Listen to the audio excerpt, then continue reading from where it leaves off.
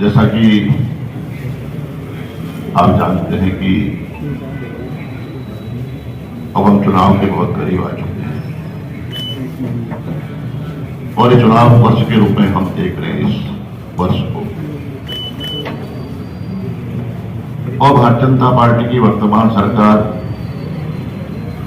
पूरी तरह हर मोर्चे में विफल साबित हो चुकी है। भ्रष्टाचार के मामले में सरकार ने सारे रिकॉर्ड ध्वस्त कर दिए हैं।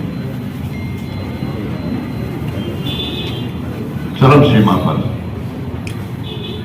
हर विभाग में एक हम फेरिस्त सूचीबद्ध करें, हर विभाग में भ्रष्टाचार आम बात हो गई है और पूरे प्रदेश में अपराधियों का और सरकारी मशीनरी का गठजोड़ दिखाई दे रहा है। अपराधी बेखौफ हो चुके हैं, बेलगाम हो चुके हैं। लगातार इस बात को हम कहते रहे हैं और पूरा संरक्षण, सरकार का पूरा संरक्षण, चाहे वो शराब माफिया हो, चाहे खनन माफिया हो, चाहे भू माफिया हो, सरकार का पूरा बरदस्त है। और यहां तक कि विकास प्राधिकरण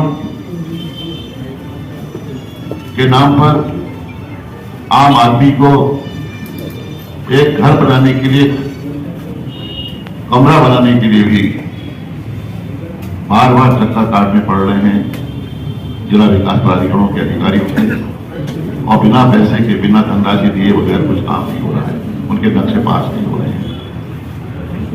दूसरी तरफ कानून व्यवस्था नाम की चीज नहीं है। प्रदेश में कानून नहीं है, जनरल राज कायम है और जो किसान सुखवंत की हत्या कर दी जाती है, आत्महत्या नहीं हत्या है, उसको इस तरह से प्रताड़ित किया गया, इस तरह से उसको डराया गया, उसको आखिरकार आत्महत्या करने को विवश होना पड़ा। और उसने जो आत्महत्या का जो केवल तो उसका जो वीडियो वायरल हुआ है उसने साफ तौर से कहा है कि मेरे पति के, मेरे बेटे के, मेरे अंगों को बेचकर इन पुलिस अधिकारियों को दे देना, जिससे कि वह अपने परिवार का, अपने लोगों को सहायता कर सकें, उनकी मदद कर सकें, उनको दे सकें। इससे बड़ी विडंबना कुछ हो नहीं सकती है। पूरा प्रदेश आपदा से प्रभावित रहा है, आपको मालूम है। और कौन है कमल कोठियाल, किस पार्टी से ताल्लुक रखते हैं?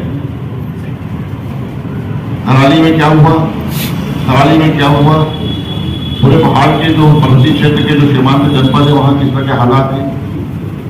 कमल कोठियाल ने साफ तौर से कहा है, खुलेआम कहा है, प्रेस के सामने कहा है कि 144 लोग आज भी जमींदोज हैं, आज भी उनकी लाशें जमीन के अंदर दबी पड़ी हैं। ये भारतीय जनता पार्टी सरकार के असली चेहरे को उजागर करता है। और आज हम सब लोग एक संकल्प के साथ, एक दृढ़ इच्छा शक्ति के साथ, हमारा मकसद सत्ता पर काबिज होना नहीं, सत्ता पाना ही नहीं है। हमारा मकसद साफ है कि भारतीय जनता पार्टी को, इस सरकार को सत्ता से बेदखल करना है और लोकतंत्र को स्थापित करना है। आज संविधान खतरे में है। उत्तराखंड में जिस तरह से वातावरण बना है, जिस तरह से गरीबों के आशियानों को उजाड़ा जा रहा है, जिस तरह से जमीनों पर जो पट्टे, जिनके पास पट्टे हैं, सरकार ने पट्टे दिए थे, कांग्रेस के रीजन में जिनको पट्टे दिए गए थे, आज उनके पट्टों को निरस्त करते हुए उनको जबरन उनकी जमीनों को छीना जा रहा है। ऋषिकेश में आपका उधर ऋषिकेश जैसा मामला, आपके सामने है। पूरे प्रदेश में एक अतिक्रमण के नाम पर एक शुरुआत कर दी है, वो जमीन को बेचकर, वो जमीन खाली करके अपने चहेतों को भूमाफियाओं को देने की सरकार की यह लगातार कोशिश हो रही है। इसको बर्दाश्त नहीं करेंगे। इसी को लेकर हम सब लोग एकजुट होकर पूरी ताकत के साथ भारतीय जनता पार्टी को सत्ता से बेदखल करने के लिए आज हमने कुछ रोड मैप तैयार किए हैं और आने वाले दिनों में, आने वाले महीनों में सबकी जिम्मेदारी तय है। चाहे आदरणीय प्रीतम सिंह जी हो, चाहे आदरणीय भरत सिंह जी हो और आदरणीय हरीश रावत जी हो और ओझा जी के नेतृत्व में हम सब ने एकजुटता के साथ, पूरी ताकत के साथ, जो हमारा धर्म है, आज जो हमारा धर्म है, ये न्याय युक्त है, इसकी लड़ाई लड़ने के लिए एकजुट होकर पूरी लड़ाई, पूरी ताकत के साथ हमें आगे बढ़ना है। और मेरा मानना है कि निश्चित रूप से जनता बदलाव चाहती है, परिवर्तन चाहती है और जनता ने साबित भी किया है। अंकिता भंडारी की मौत का मामला आज तक वो बुद्धि सुलझी नहीं है। कौन लोग हैं, वो वीआईपी कौन है?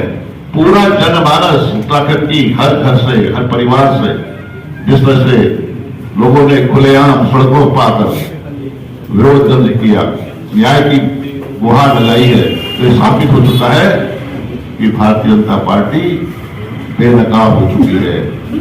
भारतीय जनता पार्टी को बर्दाश्त करने के लिए यहाँ की जनता स्वीकार नहीं करेगी, बर्दाश्त नहीं कर सकती है। और विशेष रूप से 2026 हो या 2027 हो, कांग्रेस पूरे ताकत के साथ एक लोकतांत्रिक व्यवस्था को मजबूत लाने के लिए, संविधान को बचाने के लिए, आमजन के हितों की रक्षा के लिए, रोजगार, पलायन जैसे मुद्दों से छुटकारा पाने के लिए, रोजगार जैसे विषयों को लेकर हम गंभीरता से हम चिंतन करेंगे।